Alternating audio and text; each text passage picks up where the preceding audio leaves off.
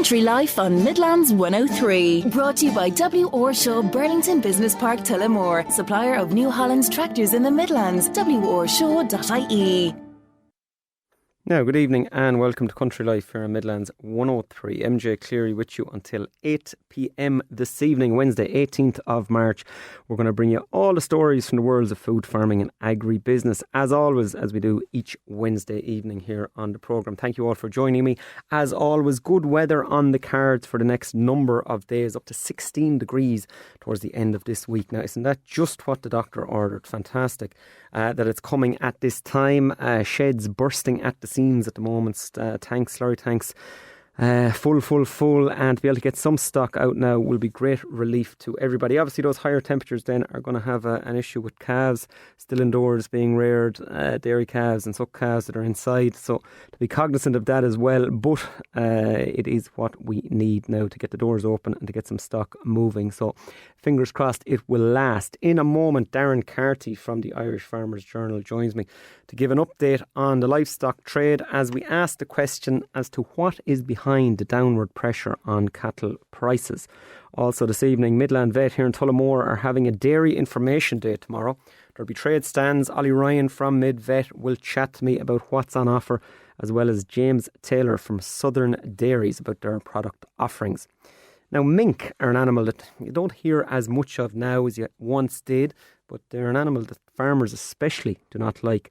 There won't be many or any of them left if the Midlands Mink Eradication Programme proves successful. Conan Kelly is the project manager and he's going to give us the information about that later. It's occurring in counties Westmeath, Longford and Roscommon, and the aim is to eradicate mink in that region. So we're going to hear about that a little bit later. The SCEP scheme for all the suckler farmers out there has lost about 5,000 farmers since its inception. Owen Ryan is the suckler chair from the ICSA and he joins me to chat about this and what needs to happen with the scheme to encourage more farmer involvement. As always, text or WhatsApp me 083 30 10 103. As I said at the outset, Darren Carty joins me from the Irish Farmers Journal. Darren, we'll get on to livestock trade in a moment, but firstly the good news is that of the weather, grass growth, but some great days are ahead of us. Thankfully, we've been waiting quite a while. Yeah, MJ, it's been a hard slog, and as you rightly pointed out, slurry is the big pressure for a lot of farmers, but that'll quickly turn to grass growth as well. The grass growth, I suppose, with waterlogged soils has been well behind the norm.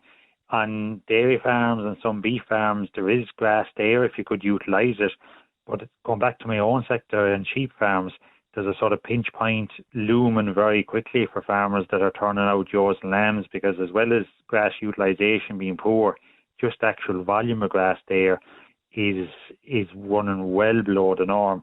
So we definitely need, I suppose, that sort of settled spell or a few fine days to try and lift utilisation and get more out of what grass is there.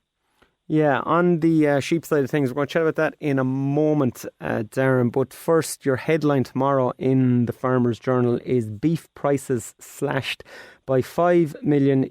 Irish winter finishers are entering crisis mode as factory quotes drop to $670 for bullocks and $680 for heifers. And this is down week on week. 50 cent has been shaved off beef prices in the last 5 weeks. What is behind this, Darren? We didn't expect this or something of this magnitude last month. No, NJ, and if you were to look at it, say, the normal, I suppose, dynamics of supply and demand, you wouldn't even expect it now either, because if we look at where the kill is at, the kill last week was 32,000 head. It was 1,000 head down on the previous week. It's 5,000 or 6,000 head down on the corresponding week in 2025, which in itself was lower than the norm. So you would say on the face of it is that prices should be going in the opposite direction, that as numbers are going down, supplies are tight, that there should be an increase. Factories are telling us that it's because of tempered demand, that they have a lot of product in stock and particularly a lot of high value steak cuts. But for farmers that are feeding and in the highest cost period that they can, I suppose, be in at the moment, the cattle that have been housed since last October, November, they're born with the highest cost at the moment, and they're, as you say, trading into a loss-making situation. That if we look at prices where they were and look at the Teagasc finishing budgets, you would have been closer to €8, MJ, as needing to break even or to have any hope of returning a margin. We're now 130, 120, 130 a kilo behind that, and it's leaving many farmers in a very precarious position.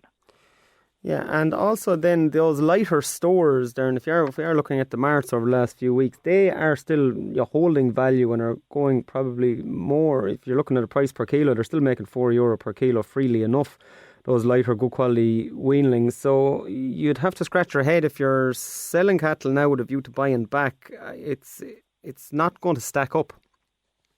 No, and I suppose we're into that sort of tricky period now where you always maybe scratch your head at this time of the year because you see grass buyers out in force that want cattle for grass-based systems. Sometimes the economics of that doesn't fully stack up, but we've often seen in previous years talking at this time of the year and saying cattle looked expensive relative to what was, I suppose, the prospects for them. And in a lot of those cases, grass buyers that have come in and bought, that have got a good gain at grass, that they have covered their costs and that they've left a few quid. And I suppose that's what's jarring at the moment, is that you see beef finishers that are maybe selling cattle at a loss going out to replace them, and the figures aren't adding up. Whereas if we take Ref4, for example, we had a camera there this week, and the market manager said it was the first week where there was a significant increase in buyers looking for cattle for grass. And I'd say that's only going to ramp up in the next few weeks. And we're seeing sort of continental stores, 420, 430 up to 450 a kilo, and the real fancy ones maybe up to 5. Weanlings at sort of 450 to €5 a kilo on average, but nice weanlings getting into €5, €5.50. So there is that real contrast of where the live trade is and where the dead trade is at the moment. And like, I suppose the worrying thing for a lot of beef finishers is that there's no sign of this price pressure abating, that factory agents are already trying to condition some of the finishers for a possible 10 cent a kilo cut again next week.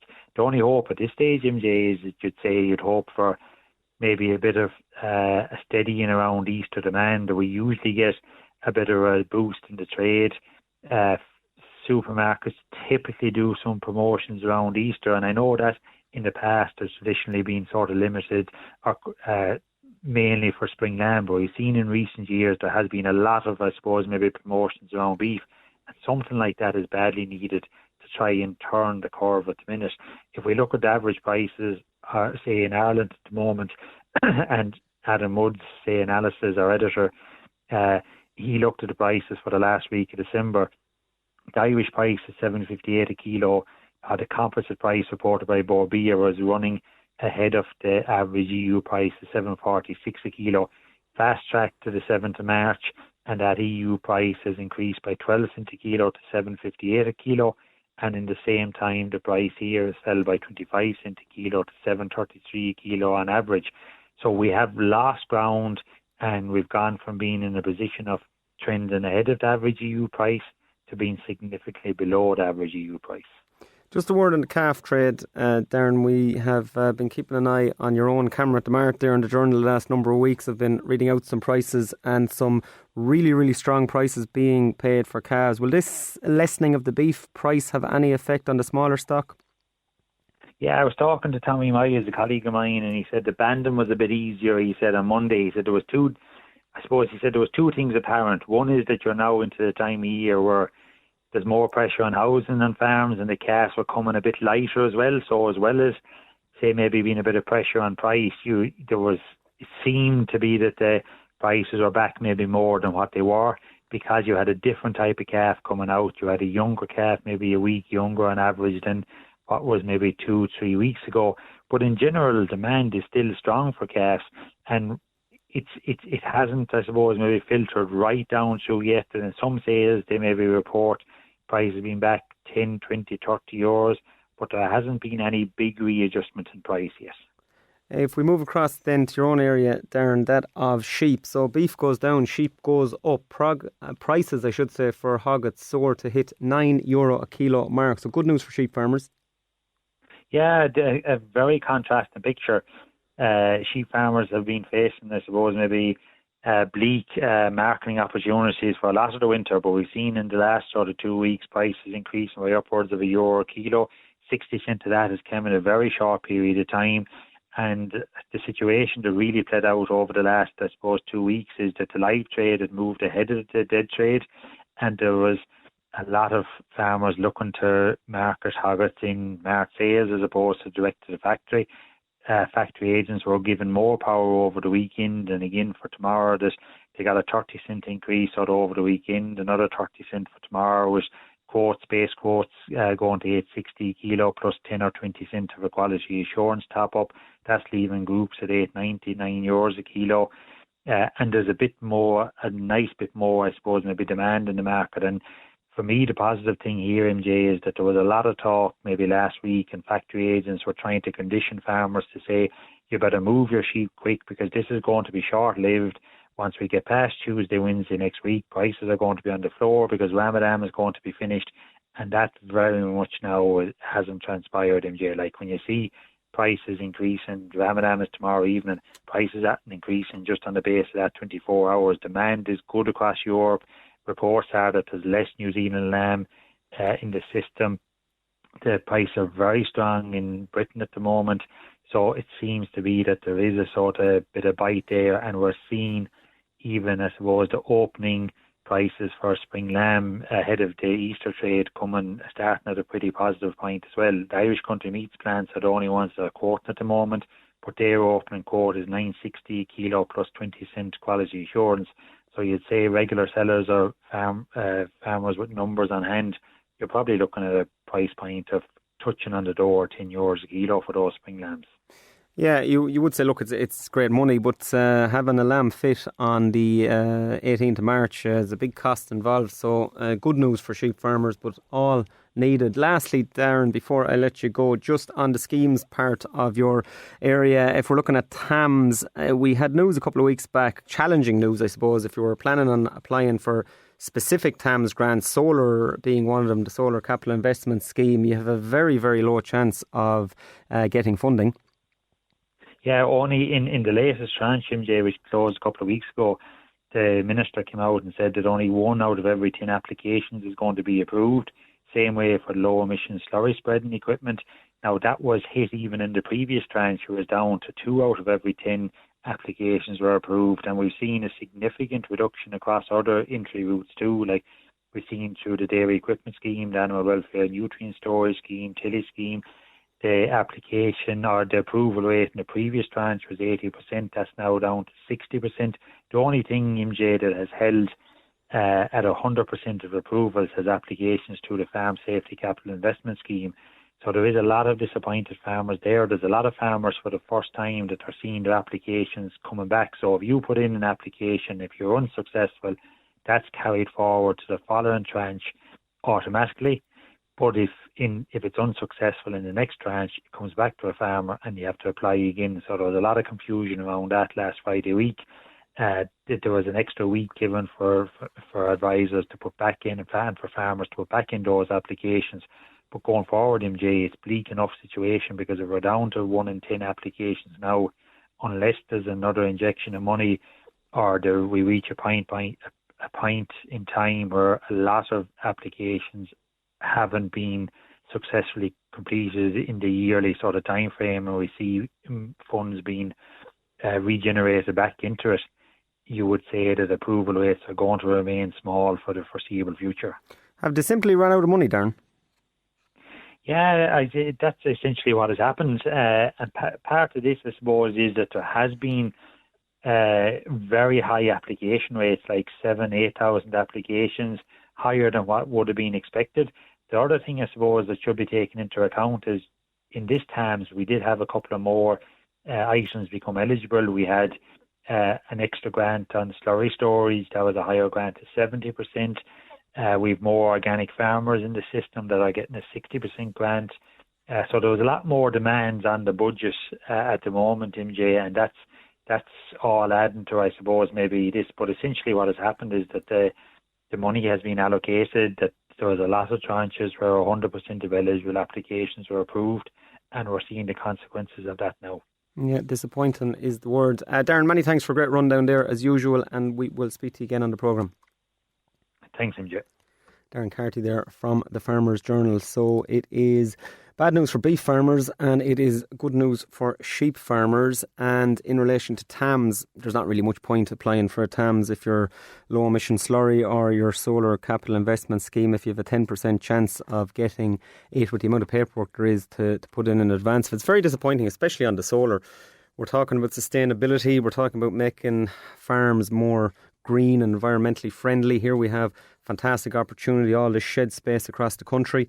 We see solar farms are popping up all over. People may not like the solar farms taking up good quality farmland, but here are the sheds available.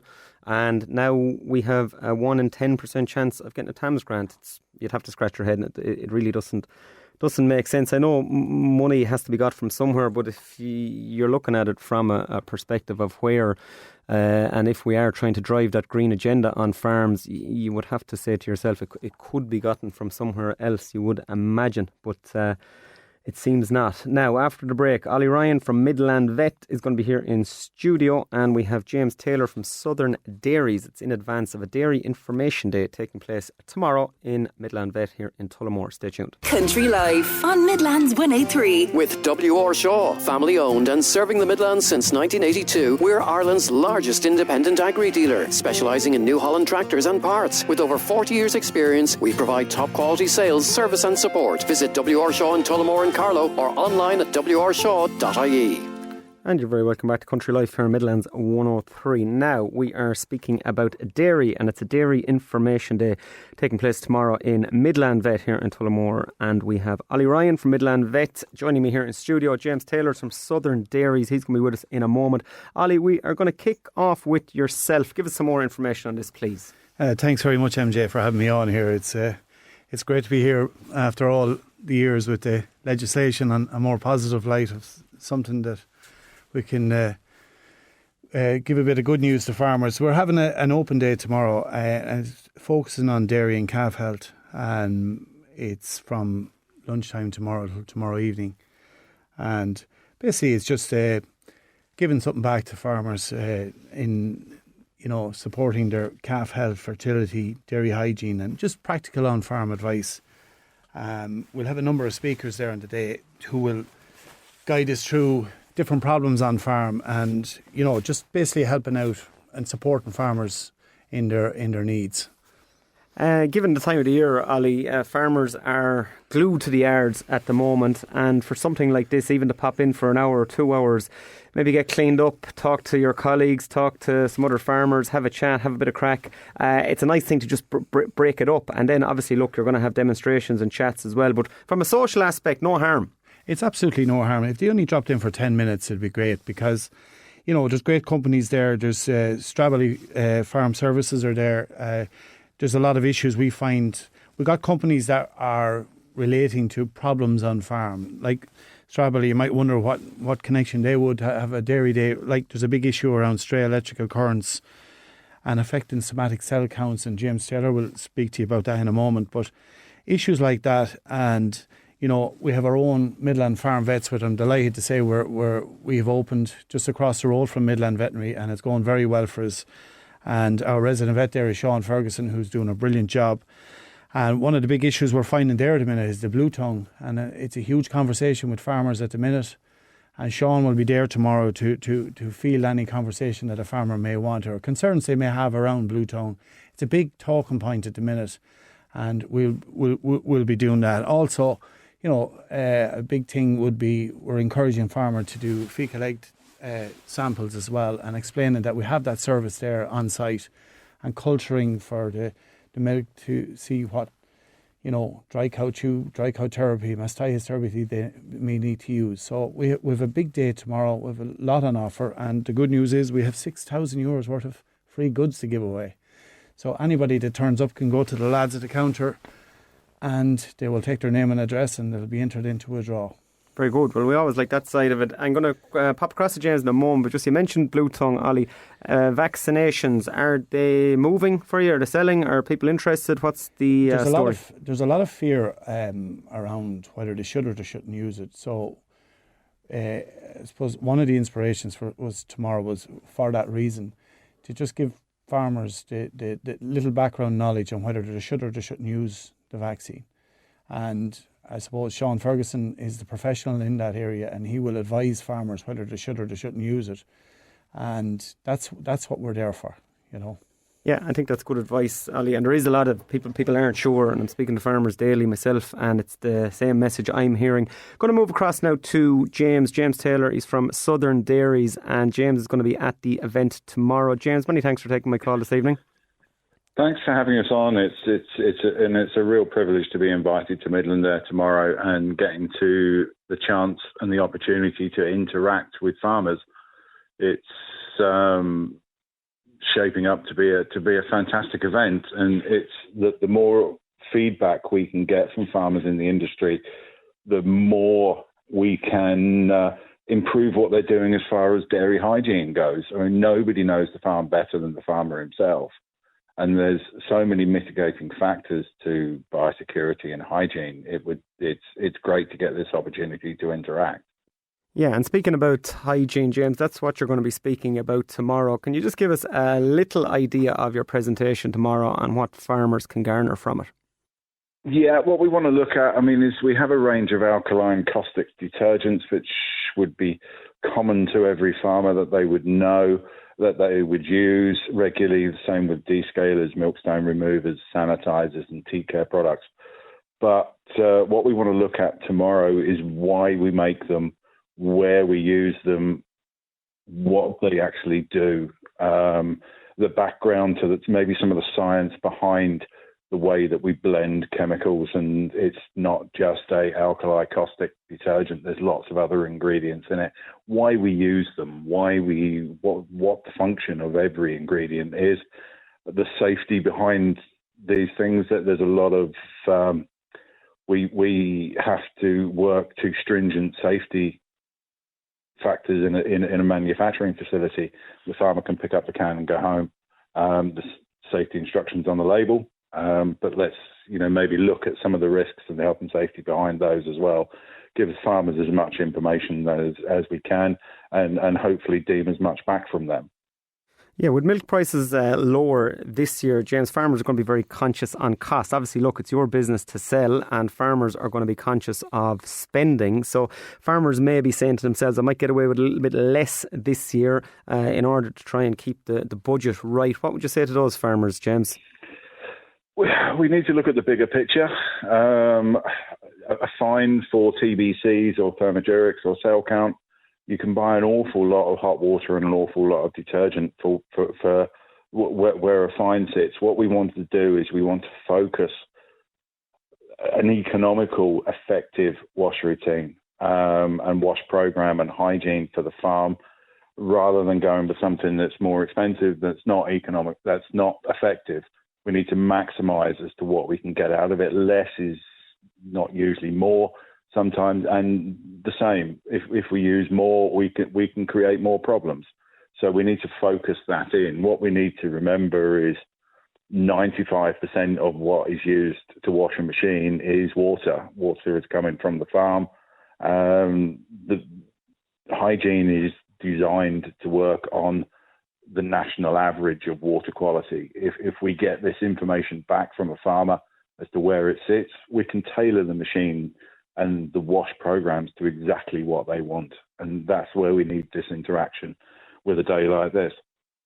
Very good, James. I'm going to say many thanks for joining me here on the programme. You'll be available tomorrow at the Dairy Information Day. You're going to have your presentation and indeed questions after it. Many thanks, James. Sure, super. Thanks ever so much. James Taylor there from Southern Dairies. Ollie, I'm going to shoot back to you just before we finish up, and that's a great speaker you have there, a very informed man, and there's going to be more of the same tomorrow. So just a final mention, Ollie, on the day, if you will. Yeah, just one thing I didn't outline was we have a number of feed companies there tomorrow, and we also have Bowmatic Gascoigne, who will complement James's offering with the dairy hygiene on milk machine and milk machine parts and how to clean them properly and all on that side.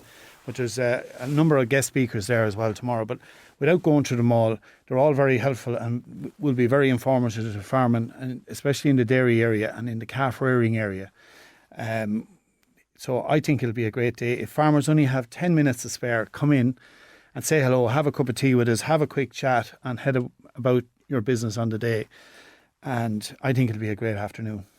Very good, Ollie. So that is taking place tomorrow, 1 p.m. Midland Vet here in Tullamore. Now, I am going to shoot to a break, and after I'm going to be talking to Owen Ryan from the ICSA. He's the Suckler Chair, and we're going to be speaking all about SCEP, why farmers are leaving it, and what needs to occur to ensure farmers stay in it and are more motivated about it. Owen is from County Kerry, passionate suckler farmer. We're going to be talking to him in just a moment.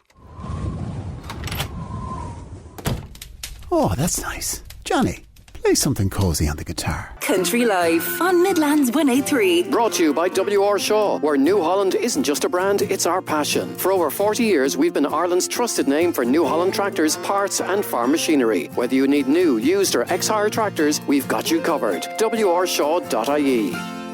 And you're very welcome back to Country Life here on Midlands 103. Now, sucklers is what we are moving on to, and the SCEP programme in particular. We have Owen Ryan, ICSA Suckler Chair, on the line. Owen, many thanks for taking my call this evening. No bother. Thanks a million for having me. You're more than welcome, Owen. You took over from Jimmy Cosgrave. Jimmy was County Meath. He was the former Suckler Chair with yourselves, the ICSA. Can you give us a little bit of background on yourself, Owen? First time I've had you here on the programme. Where are you from and what your enterprise is at home, please? Well, MJ, I'm down in the bottom of the Evra Peninsula, about 9 miles inland from Waterville. We will be on the rainward side of the McGillicuddy Reeks, unfortunately. Today, the first dry day we've had since Christmas, I think, to be deadly honest. Calving about 90 suckler cows. We'd be fairly well-bred limousines, 3/4, 7/8 bred, that kind of way. So consistently producing U-grade cattle, and a lot of the weanlings will be going for the export trade over the years, yeah. Are you all weanlings, Owen, or do you bring on to stores or fatten as well?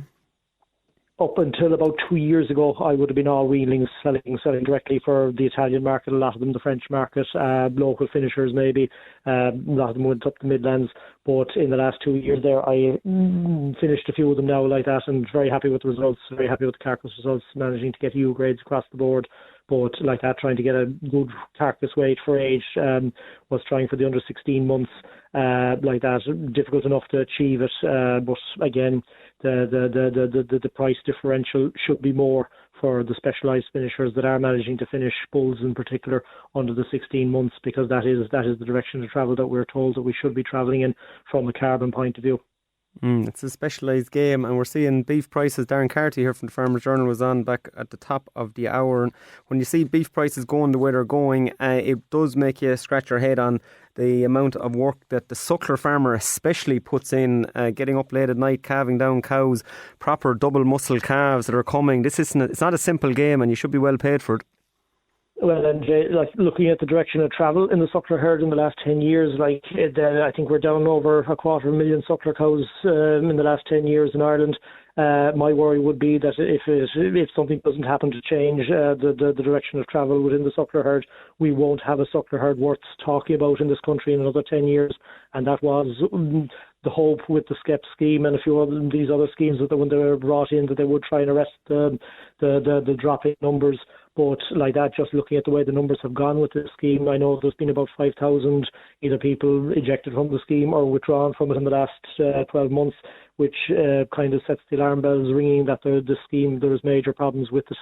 Yeah, well, that's exactly what we're going to speak about now. It was the headline, I should say, of the Farming Indo yesterday. And the headline is Calls to Simplify SCEP After Almost 5,000 Farmers Exit. So, as you quite rightly said, they're just under 21,000 farmers initially accepted into the scheme, and now there's just under 16,000 still participating. Why are people leaving, Owen? What's the problem? There's a number of reasons. One of the biggest issues would be failure to meet the criteria of having 50% 4- and 5-star animals. One of the big aspects with that is the ratings of the animals. I know a lot of fellas would have had what they thought would have been 4- and 5-star herds, and there was a re-evaluation there a couple of years ago, and it changed the goalpost, so to speak, while the match had been started, and fellas that had maybe good 4- and 5-star cows were derated down to 2- and 3-star cows, which it wasn't a problem for the man that was farming, because once they were 4- or 5-star rated in their lifetime or on their farm, there was no issue with it. But a man buying in animals it was a major issue for her, because like that, it devalued a lot of the stock that was in the country.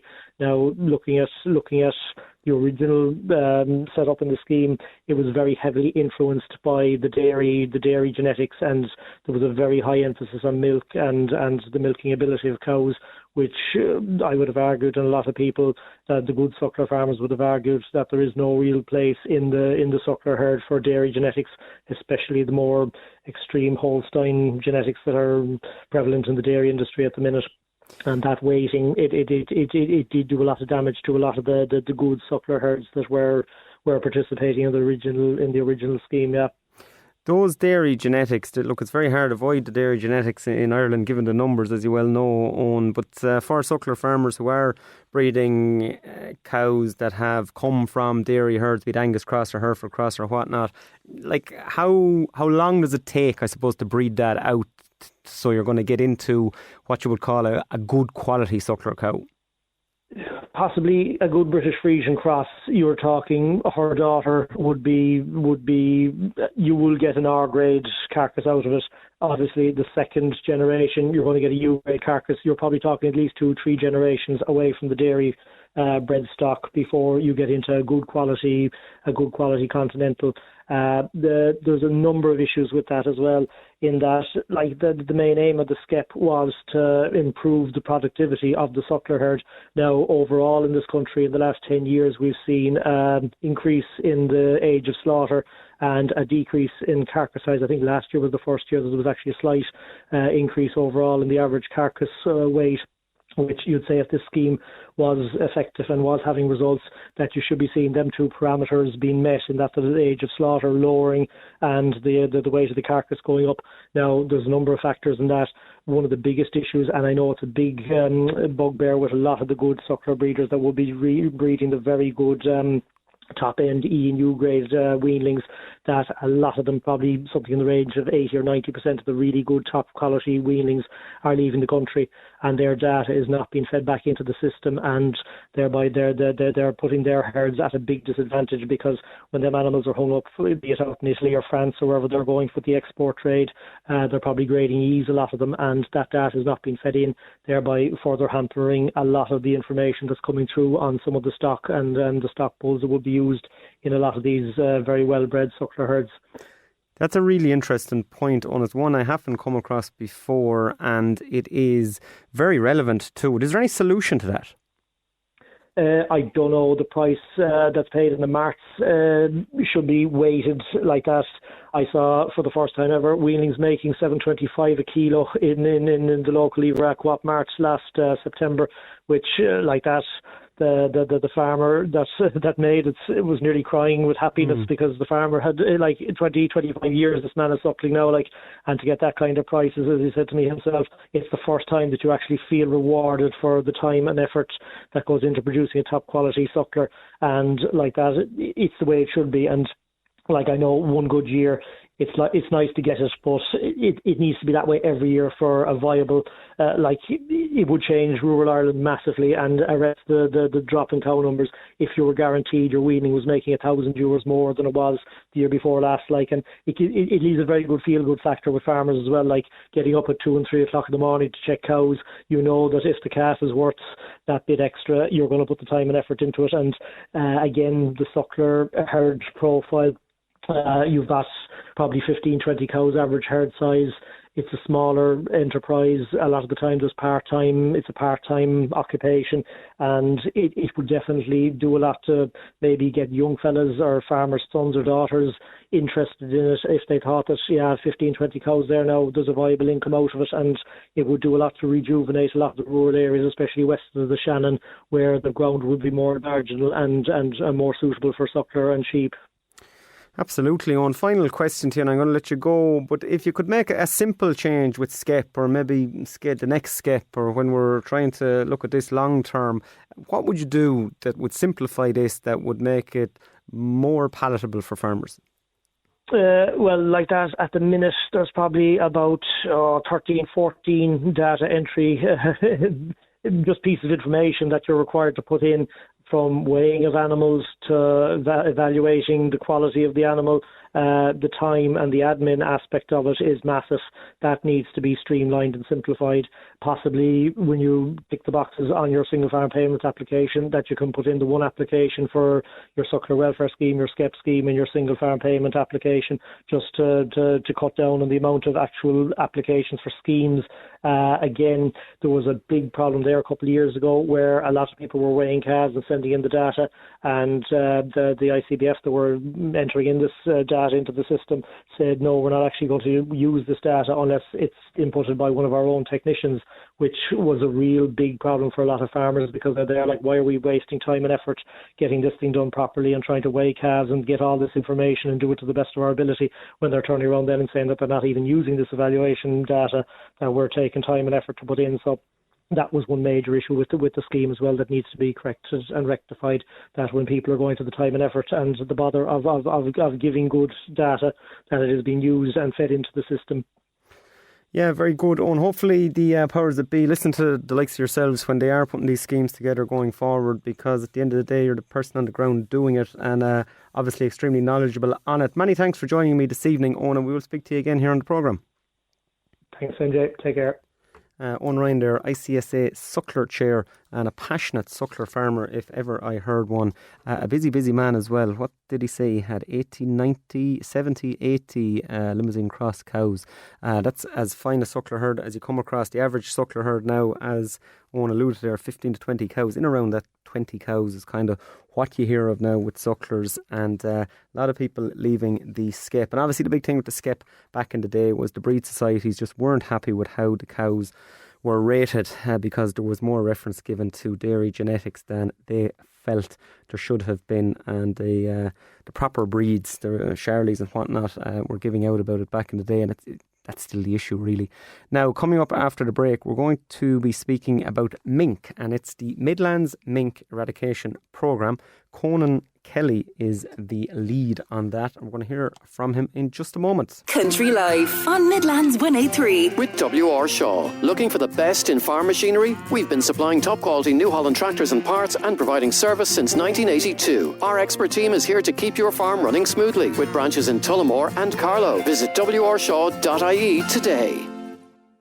And you're very welcome back to Country Life here on Midlands 103. And we have an interesting topic of conversation now for the next number of minutes. We have Conan Kelly. He's project coordinator, and he's with the Midlands Mink Eradication Programme. I managed to say that without fluffing it, Conan, and I was guessing that I would. Whoever came up with it wasn't thinking. Not at all. You did very good. Thank you. They weren't thinking about it being spoken about on radio, I would say. Mink, Conan, something, look, we would have all heard about growing up. I often heard of them, heard about my father talking about them back in the day, mink, but over the last number of years, probably not as much. But your programme is going to deal with them in the Midlands region. Tell us a little bit about the mink firstly, and then the basis or the background of this programme. Okay, so mink, American mink, are introduced. One said they're an invasive species in Ireland, and they came about through fur farms where they escaped and spread out throughout the country back in the 50s and 60s. So at the minute, we approximately have 50,000 mink spread throughout Ireland. This programme is identified for Loughree and the greater area, because Loughree has been identified as a very important site for breeding waders and waterfowl like common scotter, and even seagull colonies like the common tern and things like that. So to get rid of the mink would mean it's going to help conservation and get us back to where we were, our biodiversity.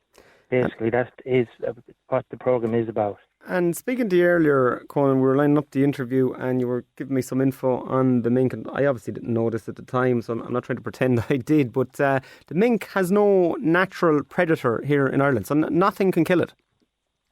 No, look, it might encounter pine marten or fox, but no, it has no, because of its aggressive nature, it doesn't have any natural predators in Ireland. Where it came from North America, it would have, eagles and coyotes and wolves and bobcats and black bear that would predate on it and would kill it and get rid of it. And your programme then, the eradication programme, obviously if something like this wasn't to occur, numbers would continue to multiply and they would become a real problem. So you're looking at trying to sort that out. From your programme then, how's it going to work on the ground? What exactly are you going to do? Okay, so look, we have Loughree has been identified as the target area. We have a core area which is 10 kilometres out from Loughree. And then we have a buffer area, which is an additional 10 kilometres out from that. So you're basically running from Rooskey the whole way down to Shannon Bridge. And in the Westmead area, then you're going over as far as Ballinaccarrigy. And on the west side, you're going out as far as Ballinasloe. So that is the whole area. So we're looking for volunteers to set mink traps. In the core area, we're looking to set 300 traps. And in the buffer area, an additional 300 traps. Yeah, you have a website here. I'm on it at the moment, minkeradication.ie, and it's a fine website and it has all the details about reporting a sighting, becoming a volunteer, and it's all the details are here, contact information and whatnot. So just if you're listening and you're interested in this, if you jot it down, minkeradication.ie is the website. So you're going to work in this area, Conan, and then you're going to trap mink and do what? How are you going to trap them first, and then where do they go? Okay. Right, what we have is we have a live catch trap, and attached to the trap we have remote sensors. So the law states that if you are catching or trapping mink, you must visit the trap every 24 hours. But because we have live catch sensors attached to the trap, the volunteer, in actual fact, in a month will probably only work maybe 1 or 2 hours a month, because you only attend the trap if they have an activation. So there's 3 apps you get downloaded on your phone, and it'll notify you if you have activation at your trap. So you will investigate. If you have a mink, you would humanely dispatch the mink with a shotgun or a rifle. And look, basically that's it. We plan at the minute we started our training program on the 17th of January, and we have 55 volunteers fully trained. And we have over 100 traps deployed in the core and just a couple outside in the buffer area. So we're targeting the core area initially, and then we're moving out into the buffer area. I always heard back in the Conan that mink would attack lambs, baby lambs. Whether it's true or false, I don't know. But I know definitively enemies to hens and a hen coop if a mink was to enter. Absolutely. We have volunteers on board that don't have any guns or bird watchers or some people like that. They got the hen coop raided and everything was killed. And look, they're passionate about getting rid of an invasive species in the country. It shouldn't be here, really, to be honest. How long is the project going to run for, Conan? Project is going to run for 3.5 years. Deploying 600 traps, leaving the traps in the location. We have grids. The whole full area takes up 2,600 square kilometres. The core area is 1,030, and the buffer area is 1,570. So each core area and buffer area divided into 3 square kilometre grids, and we're going to plan or hope to get a trap placed into each one of those grids. When at the end of the programme we're catching nothing in the core area, then we can safely say that we have total mink eradication. Very good, Conan. We must get you back and see how you get on in a period of time. Maybe look, we'd love to, absolutely. Yeah. And if there is any land, we've a lot of landowners too, that's on the programme that are, don't want an invasive species on their land, and they're trapping as well. So look, if there is anyone in the Westmead area, absolutely make contact, and we'll get them on board and get them trained.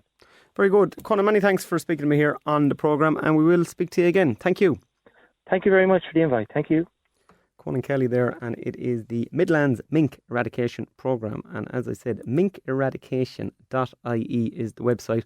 A fine website it is. There's a mobile number up there. There's also an email, so you can get in contact if you are in that area and you have an interest in that. 60 volunteers on board already, and that's only up and running in a short space of time. That is it for this evening's programme. I would like to thank all of my guests here over the course of the last hour. Darren Carty started us off from the Irish Farmers Journal. Good news for sheep farmers, not so good for beef farmers in relation to prices. The Dairy Information Day taking place tomorrow in Midland Vet here in Tullamore. Ollie Ryan and James Taylor spoke to us about that. Owen Ryan, ICSA Suckler Chair, on the changes that should be made to skep to make it more palatable for farmers. And finally, Conan Kelly there spoke to us all about mink eradication. That is it for this evening's programme. I will be back with you next Wednesday evening, as always, at 7 p.m. Show is repeated on Sunday morning at 7 a.m. through to 8 a.m. And you can also get us wherever you get your podcasts. If you type in MJ space Clery, Clery, we will pop up. And as I say each week now, we're available on YouTube also, so you can listen at your leisure. We will speak to you in 7 days' time. Hopefully we have some good dry weather. And this day week, we'll be talking about how ground conditions have improved dramatically in 7 days. Good night.